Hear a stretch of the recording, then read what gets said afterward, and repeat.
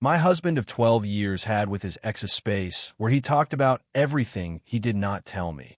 I found out from an app open on the computer. What happened when I confronted him was the most difficult and important conversation of our marriage. There are discoveries that have no clear name, that do not fit completely into any category you already know.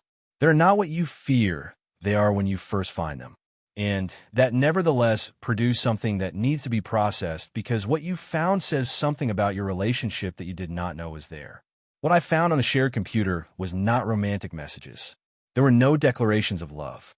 There were no plans to meet in secret. What there was a long conversation with a woman named Renata, who was my husband's university girlfriend. A 2-year conversation where my husband told her his fears, his doubts about work, the uncertainty he felt about some important decisions, the difficult conversations that my husband and I had and how he had felt in them. Things that I, a couples therapist with 15 years of experience, had never heard from his mouth. My name is Isabel. I am 41 years old. I'm a couples and family therapist with 15 years of practice, and I have been married for 12 years to Tomas, who is 43 years old and who is an industrial engineer. Tomas is what many people would describe as a man of few words. Calm, reliable, present in ways that are not always verbal. In 12 years of marriage, I had learned to read those nonverbal ways as his language, not to pressure him when he did not want to talk, to trust that what he did not say was not necessarily something that needed to be said.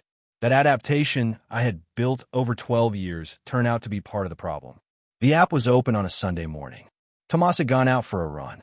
I sat down at the computer to check some emails. The messaging app was in the taskbar, open, with Renata's name visible in the most recent thread. I did not look for it. It was there, with the last message visible in the preview, which said something about a professional decision Tomas was considering, a decision I did not know he was considering. I did not read the complete conversation. I read enough to understand what it was. Not a romantic infidelity. Something that in the context of my work, I recognized immediately with the uncomfortable clarity of someone who has described that exact pattern to hundreds of couples in consultation. A parallel emotional support bond. The space where Tomas said the things he did not say anywhere else, including in his marriage with me. I closed the app. I stayed in the chair for a long time. And the first thing I thought, with the specific irony of someone who works in this field, was that if a couple had described exactly this situation to me, I would have known exactly what questions to ask. And that in that moment, I did not know which to ask first. Tomas arrived from his run 40 minutes later. I watched him come in. He showered. He came to the kitchen. He asked whether I wanted coffee. I told him yes. And while he prepared the coffee, I told him I'd seen the app open, that I had read enough to know what it was about. Tomas stayed with the coffee pot in his hand for a moment. Then he put on the counter. He sat down, and he told me he was sorry. What Tomas told me over the following hour and a half was the most honest thing he had told me in 12 years. Not because the rest had been dishonest, but because what he told me that Sunday was exactly the kind of content that had never reached our conversations. He told me he had known Renata since university, that they had had a 2-year relationship that had ended well, that after the relationship ended, they had maintained an intermittent friendship. That 2 years ago, that friendship had taken on more intensity when Tomas had gone through a period of difficult professional doubts that he had not known how to bring to me. I asked him why he had not brought them to me. The answer he gave me was the one that mattered most of the entire conversation. He told me I was a therapist, that when he told me difficult things, he felt I processed them in a therapeutic way, that I listened with a professional's attention, that I asked him questions that were the right questions, but that sometimes what he needed was not the right questions, but for someone to simply listen without analyzing. That with Renata, he could be less coherent, less resolved, more confused, without that being processed in any way. That it was the only space where he could say, I don't know, without feeling that was going to become a topic to work on. I stayed with that answer processing for a long time, because what Tomas had said was not an accusation toward me. It was an honest description of how my way of being present in our relationship had created an effect I had not calculated. That being a therapist, bringing that way of listening and asking questions to my marriage had produced in Tomas the feeling that the space between us was a space where things were processed, not where they could simply be. That was not my fault in the sense of having done something wrong, but it was information about something that had happened in our relationship that I had not seen. I told Tomas 3 things. The first, that the content of what I had found in the conversation with Renata was not what hurt me most. That what hurt me most was realizing that in 12 years, I had not been the space where he could be confused, where he could not know, where he could just be without that having to go anywhere. That was something I wanted to be for him, and that clearly I had not managed to be in the way he needed. The second, that I understood that what he had built with Renata was not a betrayal of the kind that destroys, but that it was something that had occupied a place I would have wanted to exist between us, and that also needed to be said.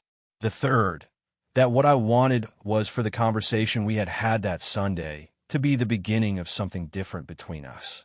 That if there were things Tomas needed to say in a non-processed way, I wanted to learn to be present in that way. That required both of us to do something different, and that it probably required help from a third party who was not me. Tomas agreed with everything, not with the ease of someone who says yes, so the conversation ends, with the expression of someone who has wanted to say exactly that for a long time and who had not known how. What followed in the subsequent months was a process that has not yet ended. We started couples therapy with a colleague of mine who works in a way I respect and trust. Not because our relationship was broken, but because what Sunday had brought to the surface was real and deserved more than conversations between us to process well. In therapy, things emerged that neither of us had fully seen. The way I brought my professional role into the domestic space without knowing I was doing it. The way Tomas had learned to be reserved in our relationship as a response to something he perceived in me without having said it. Those 2 things together had produced the distance that the space with Renata had come to fill. Tomas told Renata he needed to put distance in that communication, not because Renata had done anything wrong, but because the space they had built had filled a place that needed to exist in the marriage, and that place was now being built in a different way. Renata responded with understanding.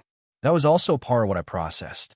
The irony of being a couples therapist and being in this situation did not escape me at any moment. And I used it. I used it to do exactly what I ask my clients to do when they find something difficult. Not react in the way the pain asks. Seek complete information before deciding what I found means. Have the direct conversation from the clearest possible place. And use what emerges as material to build something more honest. It is not always possible.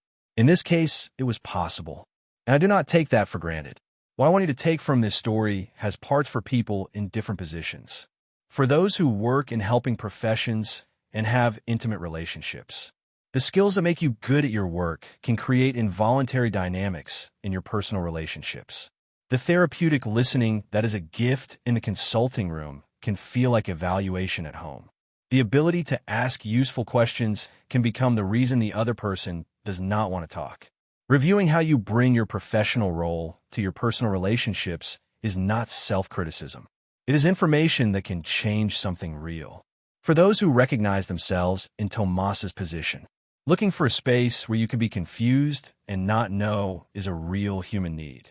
When that space does not exist in the closest relationship of your life, the most likely consequence is that you build it somewhere else. Telling your partner you need that kind of space is a difficult conversation. It is also the conversation that can create what you need in the place where it most matters to exist. If this story touched you, comment. Do you believe there's a difference between emotional infidelity and a parallel support bond that fills what is missing in the main relationship? Or do you think they're the same thing with a different name? Like if you believe helping professions can create involuntary dynamics in personal relationships that are worth reviewing. Subscribe for more real stories. Share with someone who works in a helping profession and is in an intimate relationship and who might recognize themselves in some part of this story. Reflection to take with you. The closest relationships need a space where people can simply be without that being having to go anywhere. A space to be confused, to not know, to feel without that being processed or analyzed or turned into a topic to work on. That space is not therapy. It is intimacy. And when the two get confused in the same relationship, something important stops circulating between the two people.